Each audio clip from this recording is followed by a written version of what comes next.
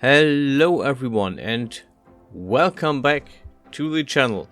You can see a rather complete set that I made today, and this is cut in different, not cut, but this is different pieces that I made.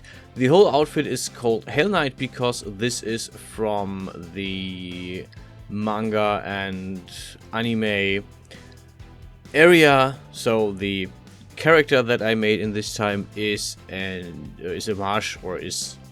3D model of an anime character that exists.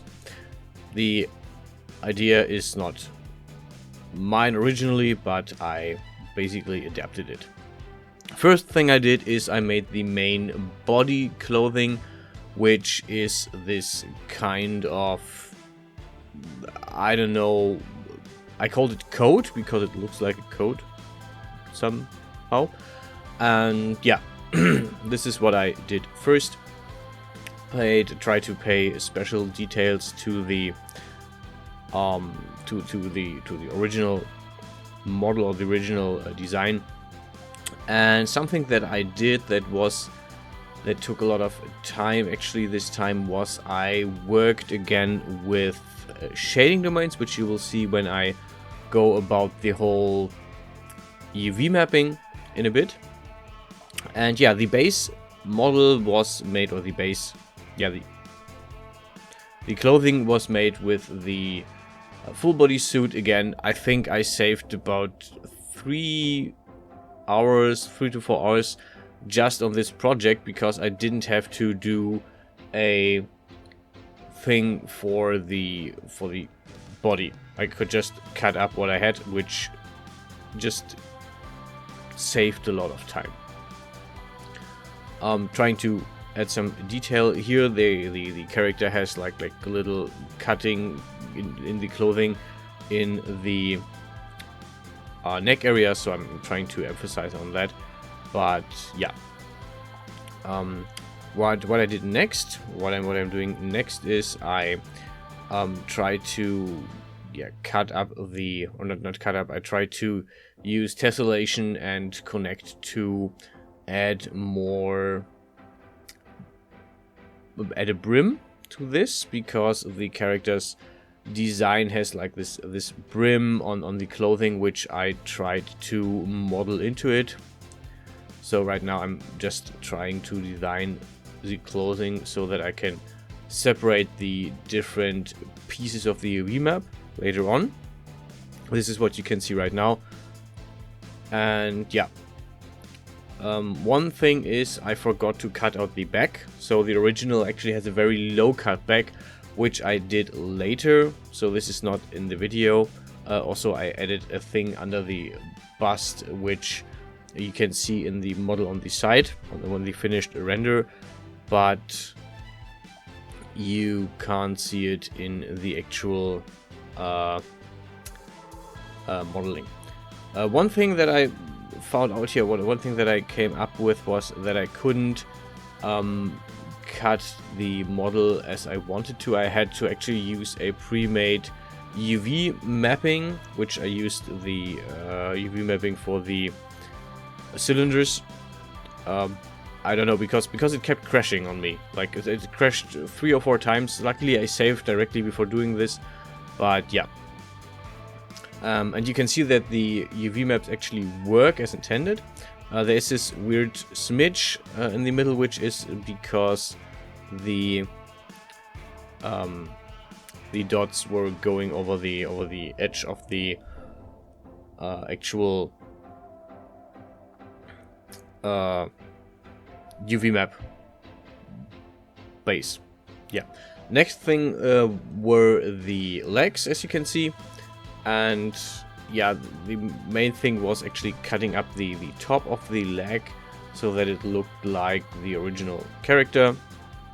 So yeah, I'm really trying to stay true to the character here, which kind of worked mostly, except for that I don't have a really good anime model for Genesis 2, but other than that I think this is really close to the original, if I may say so myself.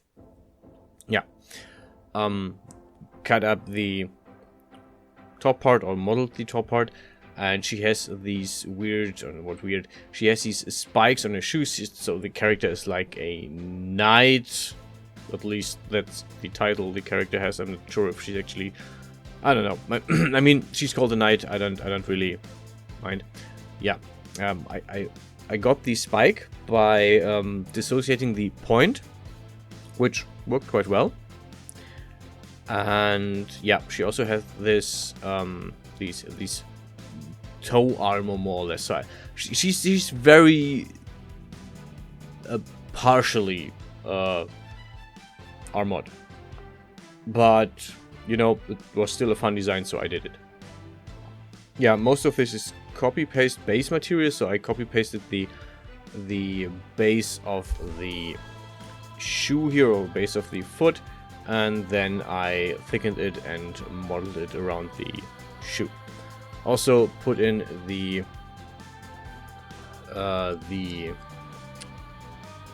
sole I already had, like the heel, and yeah, used the heel as a base for the thing.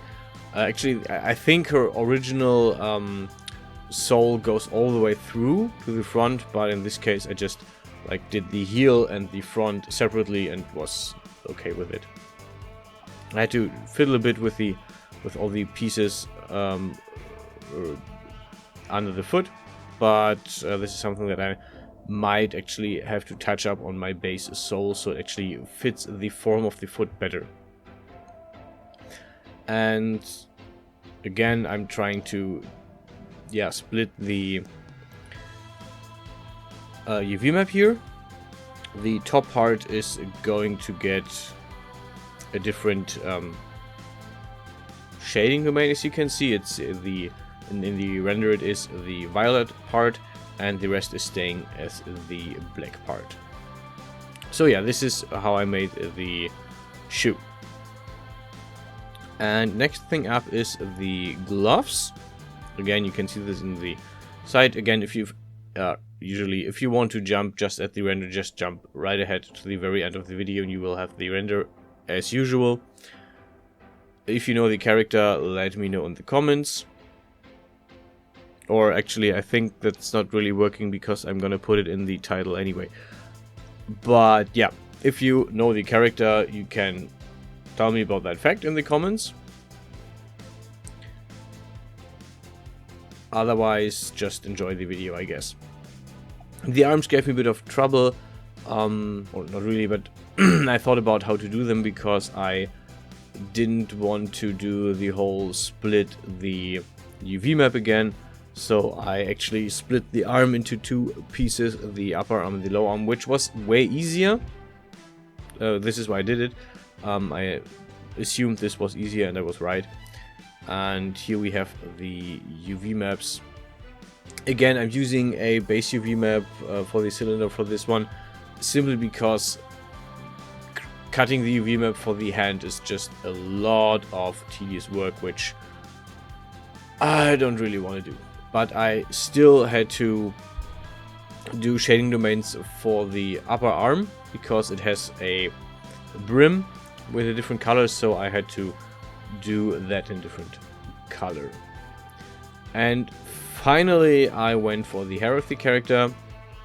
The hair modeling is nothing unusual, nothing special. What I could have done is I could have made sure that the cylinder which I'm working is cut better, because it is really like cut into itself, so that I needed more to overlap, more cylinder to overlap, more or less, which gives some detail.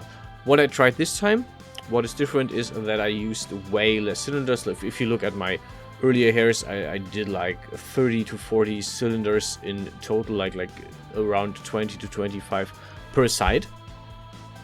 And this time I think I used 5 or 6. Which I think actually works better for hair. So, little tip on the side, I'm pretty sure that if you want to do hair like I do it, you want like 3 to 4 to 5 cylinders per side. You can subdivide them, of course. You can like split them so you have multiple ends. In this case, for the character design, I just decided I'm going to leave it at that. And you can see that I'm doing a second cylinder because I actually went into the problem with the sides not overlapping well enough, because both are more or less concave, so it didn't really work, so I had to do a different one.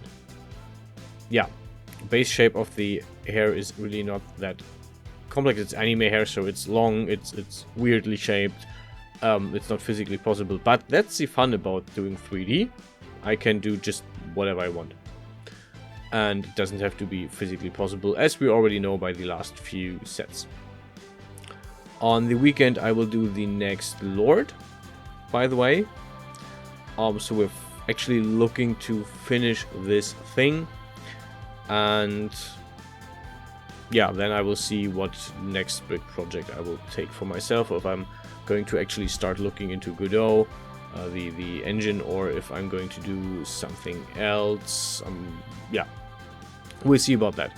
Also, I will do a bit more gaming in the channel again, so some cute chibi gaming is coming up in the future. What I will definitely do is touch up and try again on the human, on my own human model. I've got a few ideas how to go on about this, so this is something we can look forward to.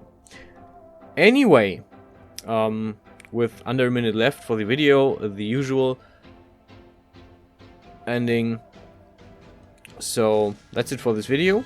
I hope you enjoyed it. I hope this is something that teaches you a bit more, or just shows you what I'm doing currently and gives you yourself some ideas on how to go on your own projects. As always, stay healthy, stay safe, and I hope I will see you guys in the next one.